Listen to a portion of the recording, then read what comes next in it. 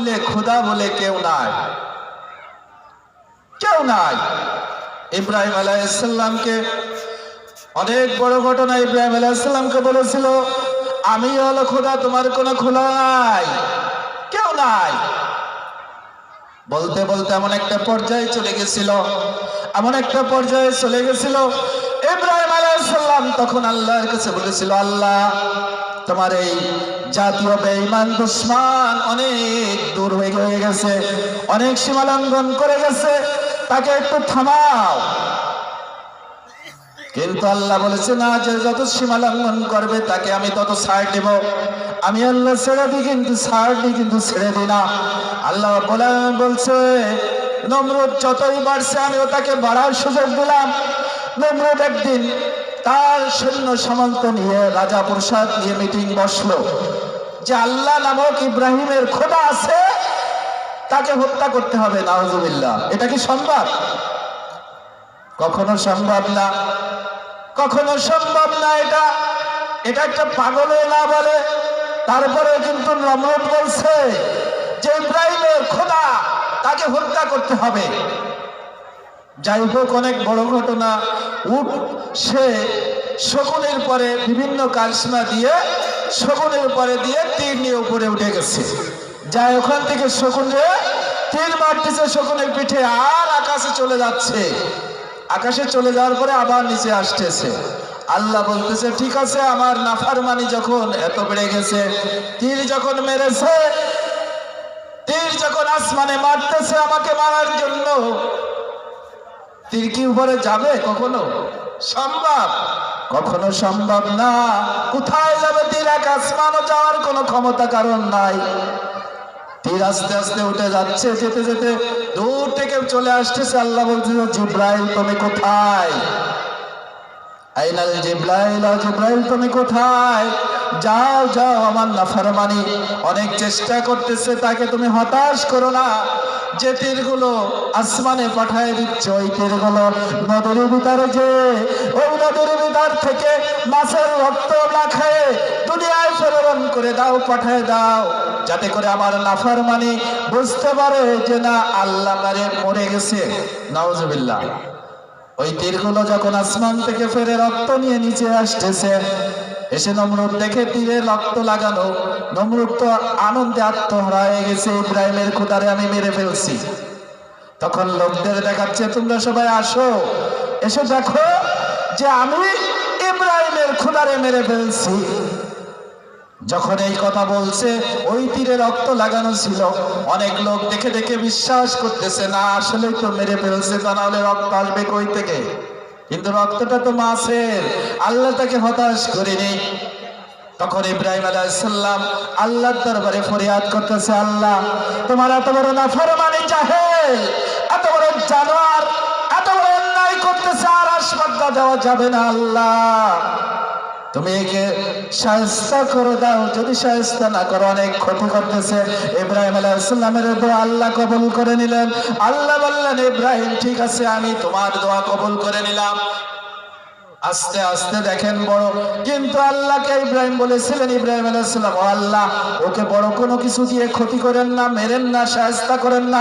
একেবারে দুনিয়ার সব থেকে একেবারে সামান্যতম একটা বস্তু, সব থেকে একেবারে অবহেলিত একটা বস্তু, এমন কিছু দিয়ে ওকে শায়েস্তা করেন, যাতে করে দুনিয়াবাসী কিয়ামত পর্যন্ত দেখতে পারে যে এত বড় ক্ষমতাদার ব্যক্তিকে, এত বড় ক্ষমতাদার ব্যক্তিকে আল্লাহর শায়েস্তা করতে আর কিছু লাগেনি, আর কিছু লাগেনি।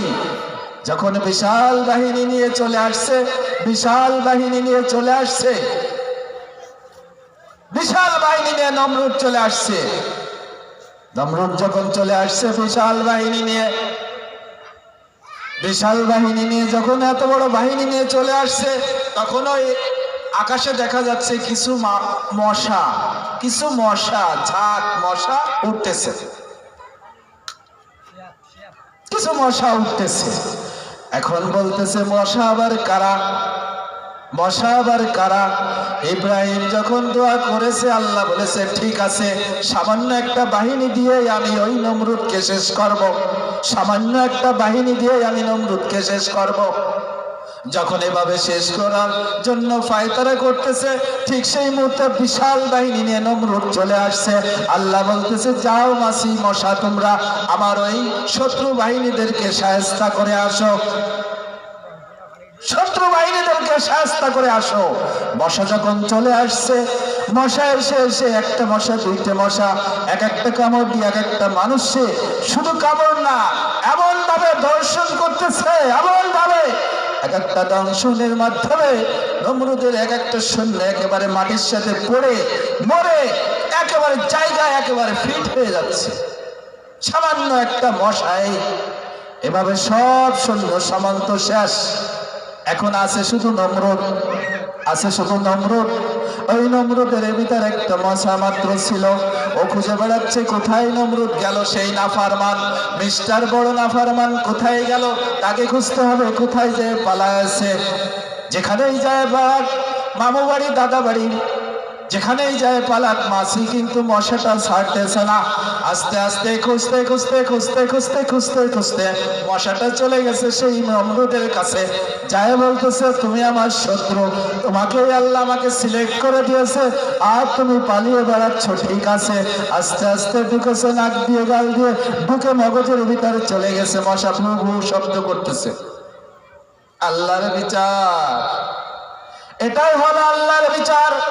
কিন্তু আজকে আমরা দেখতেছি না, আমার গায়ে শক্তি আছে, আমার জনগণ আছে, আমার সাথে লোক আছে, আমার আর ভয় কিসের না। খবরদার, খবরদার, আপনি যাই করেন না কেন আপনার সব কিন্তু লেখা হয়ে যাচ্ছে, ভিডিও আকারে রেকর্ডিং হয়ে যেতেছে। আজকে আপনি অপরের মাথায় বাড়ি দিতেছেন, অপরের গেট দখল করতেছেন, অপরের জায়গা দখল করতেছেন। আজ হোক কাল হোক, আজ হোক কাল হোক, আস্তে আস্তে যাচাই খয়রিয়াত দিয়ে আপনার আসতে হবে। এক তিল পর্যন্ত যদি আপনার অন্যায় থাকে, ওই অন্যায়টা আপনি সমাধান না করে এক চুলোর সামনে যেতে পারবেন না। তখন আপনার দল থাকবে না, তখন আপনার বল থাকবে না, তখন আপনার অর্থ থাকবে না, তখন আপনার সাথী থাকবে না, সম্বল থাকবে না, কিছু থাকবে না। একা একা হয়ে যায়, আফসোস করবেন, হায়াতা হায়াতা, কি আফসোস। সেদিন পিছনে এত লোক ছিল, আজকে কোথায় লোক? কিয়ামতে চলে যাবে নাফসি নাফসি বলতে। ও আমাদের নেতা, ও আমাদের লিডার, ও আমার দলের নেতা, আজকে তুমি আমাকে বাঁচাও। সেদিন তোমার কথা শুনে অপরের মাথায় লাঠি মেরেছিলাম, অপরের গেট দখল করেছিলাম, অপরের সাথে সংঘর্ষে লিপ্ত হয়েছিলাম, তাকে পিঠে হাসপাতালে দিয়েছিলাম, তার নামে অবৈধ মামলা দিয়ে তাকে কারাগারে দিয়েছিলাম। আজকে তুমি আমাকে বাঁচাও। আজকে প্রেস্তার কাছে অ্যাটাক হয়ে গেছি, আমাকে তো ধরে ফেলছে, ছেড়ে যাওয়ার কোনো ফান নাই, বাঁচাও বাঁচাও বাঁচাও। নেতা বলবে নাফসি নাফসি নাফসি। কে তুমি? আমি নেতা ছিলাম না। কে তুমি? আমি দুনিয়ায় দল করিনি, নেতা ছিলাম না, তোমাকে আমি চিনি না। সকান সকান, সরে যাও সরে যাও সরে যাও সরে যাও। এই মিছে নেতার পিছে ঘুরে জীবনটা বরদাস্ত করো না। নেতা বানাও আমার রাসূলকে। আমার রাসূল তোমার মৃত্যুর কাছে আসবে, তোমার কবরও আসবে, তোমার কিয়ামতও থাকবে। তোমাকে না নিয়ে ওই বেহেশতে পর্যন্ত যাবে না। তুমি যদি আমার রাসূলকে নেতা বানাতে পারো, আমার রাসূলের সুন্নাত অনুযায়ী যদি তুমি বলতে পারো, চলতে পারো, তোমার জীবনটা সার্থক হয়ে যাবে।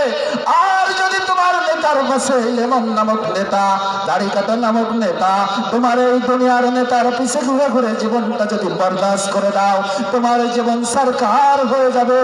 ওই খাটলার সাথে সাথে তোমার নেতা কিন্তু যাবে না, সেনবে না, সেনবে না। যতই তোমাকে মাটিতে বলুক মিনহা খলাকনাকুম। রাখার সময় কি বলে আমাদের? আমরা বলি না কি সুন্দর একটা মায়া বাণী, মিনহা খলাকনাকুম وفيها نعيدكم ومنها نخرجكم تارة أخرى।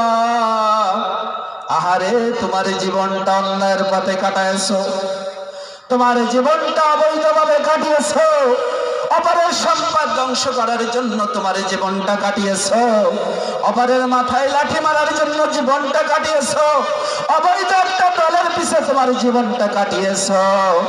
আর আজকে আস্তে আস্তে বুড়ো হয়ে গেছো, মৃত্যুর কালে ঢুকে পড়েছো।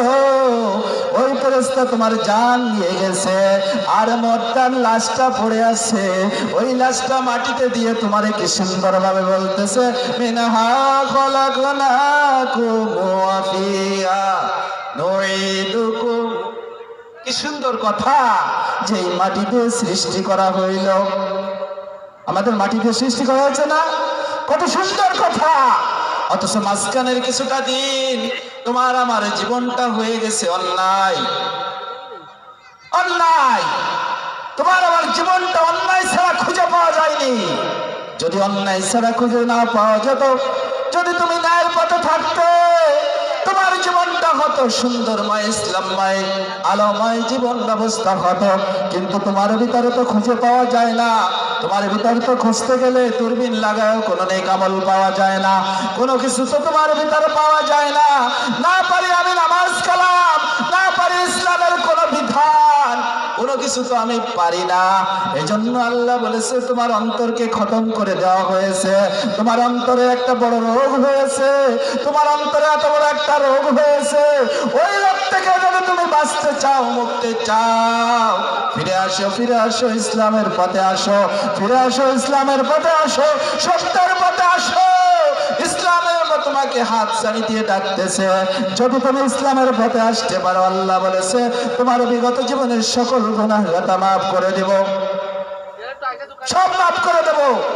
কিন্তু আল্লাহর কাছে একদিন আসলাম, আবার পরের দিন যে আবার অন্যায় করলাম হবে না, জীবনটাকে বদলাতে হবে। আল্লাহ রাব্বুল আলামিন তাই তো পবিত্র কোরআনের ভিতর হাজারো গুনার পরেও আল্লাহ রাব্বুল আলামিন মানব জাতিকে সুন্দর একটা আশায় অভয়বাণী দিয়ে বলতেছেন, আশা একটা অভয়বাণী দিয়েছেন।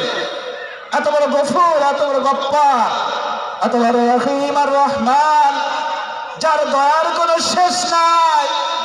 এত অন্যায় করে সারাটা দিন, তারপরে আল্লাহ বলেন এই না, আমি তোকে অক্সিজেন দেব না, আমি তোকে আহার দেব না, আমি তোকে খেতে দিব না, তুই আমার জমিন থেকে বের হয়ে যা। আল্লাহ যদি বলতেন যে তুমি আমার জমিন থেকে বের হয়ে যাও, কোথায় যেতাম আমরা? আল্লাহ যদি বলতেন যে ঠিক আছে, তুমি আমাকে অস্বীকার করতেছ, আমার দেওয়া বিধান মানতেছ না, অন্যায় করতেছ, আধা ঘন্টার জন্য তোমার জন্য অক্সিজেনটা বন্ধ করে দিলাম, 10 মিনিটের জন্য অক্সিজেনটা বন্ধ করে দিলাম। আরে আমাদের কত ক্ষমতা, তখন বোঝা যেত যে এত ক্ষমতা কোথায়। এত ক্ষমতার মালিক আমি, 10টা মিনিট আমি অক্সিজেন রাখতে পারি না, 1টা মিনিটও পারি না, এত ক্ষমতার মালিক আমি। শুধু ক্ষমতা হলো যার সাথে নরম, যে নরম তার সাথে ক্ষমতা ব্যবহার করতে পারি, এটাই হলো আমার ক্ষমতা। প্রিয় হাজিরিন, তাই আমাদেরকে যে পথে আমরা চলে গেছি আজকেরা, যে যেখানে নেক আমল, কোরআন হাদিসের আলোচনা, সেদিকে আমরা যেতে চাই না, বসতে চাই না, থাকতে চাই না। সেদিক থেকে আমাদের কাজ হলো মুখটা ফিরে অন্যদিকে রাখা।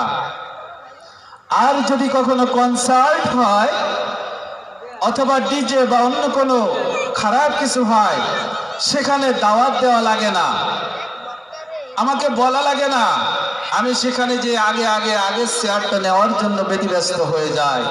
এটা কোনো মুসলমানের কাজ হতে পারে না, এটা কোনো মুসলমানের কাজ হতে পারে না। মুসলমানের কাজ হবে যেখানে নেক আমল, যেখানে কোরআন, যেখানে হাদিস, যেখানে আলেম ওলামা, যেখানে গেলে নেক আমল হয়, ওই কাজগুলো খুঁটে খুঁটে বেছে বেছে ওই কানে যেতে হবে, ওই কাজগুলো জীবনে বাস্তবায়ন করতে হবে। তাহলে মুসলমানের কাজ সমাধান হবে। আরেকজন মুসলিম, তার কাজ হলো যেখানে অন্যায়, যেখানে বাজে কাজ, সেখানে তাদের কাজ হলো সেখানে।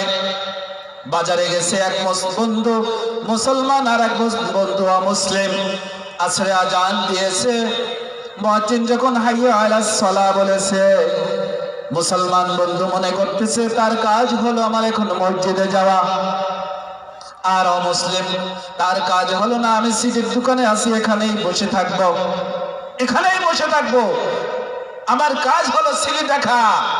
কিন্তু দুঃখের বিষয় তুমি মুসলমান হয়ে, তোমার নাম মুহাম্মদ হয়ে, তোমার বাবা একজন মুসলমান, তুমি একজন মুসলমান, তোমার মার বাবার বিয়ে হয়েছে কলমার মাধ্যমে, তুমি বড় মুসলমান বলে পরিচয় দাও, তুমি কেমনে আজানের পরে সিটির দোকানে বসে থাকো? ওই অন্যায় কাজগুলো তুমি করো, কেমনে তুমি করো চিন্তা করে দেখেছো? তুমি আর মুসলমানের ভিতরে পার্থক্য কি জানো? আল ফারকু বাইনাল ফারকুল মিনাল সালাহ আস-সালাহ আস-সালাহ আস-সালাহ। আল্লাহ রাসূল বলেছে নামাজ, এই একজন মুমিন আর একজন অমুসলিম, এই দুইজনের ভিতর ডিভাইডেড পার্থক্য হলো নামাজ, আর কিছু না। নামাজ, নামাজ, সেই নামাজকে আমরা ভুলে গেছি। আমরা মনে করি শুধু জুম্মার দিন শুক্রবারে নামাজ, আসলে শুক্রবারে নামাজ নাকি? নামাজ হলো প্রত্যেক দিন 5 বার। শুক্রবারের নামাজ যেমন 1 ওয়াক্ত ফরজ, বাকি সেই সপ্তাহের 34 ওয়াক্ত একই রকম ফরজ। অথচ আমরা ওই কয়েকটা নামাজ ভুলে গেছি। তারপরেও যদি মনে চাই কোনো একদিন পড়লাম, আর না চাইলে পড়লাম না, হলো না। কিছু ইসলাম মানবো আর কিছু মানবো না, সেটা হয় না, সেটাও চলে না, কখনো চলে না, কখনো চলে না। কিন্তু আমাদের জীবনে এটা চালাচ্ছি আমরা কেন? আমাদের কি ওই কবরে যেতে হবে না? আমাদের কি ওই কিয়ামতে উঠতে হবে না? আমাদের কি ওই কঠিন কবরে যখন সওয়াল জবাব করবে, 1 ওয়াক্ত নামাজ আমার থেকে ছুটে গেলে আমি কি জবাব দেব? কি জবাব দেব? দেওয়ার কোনো সিস্টেম সুযোগ আমার ভিতর আর থাকতেছে না। আমাদের এই জন্য এই কাজগুলো আমাদের জীবনে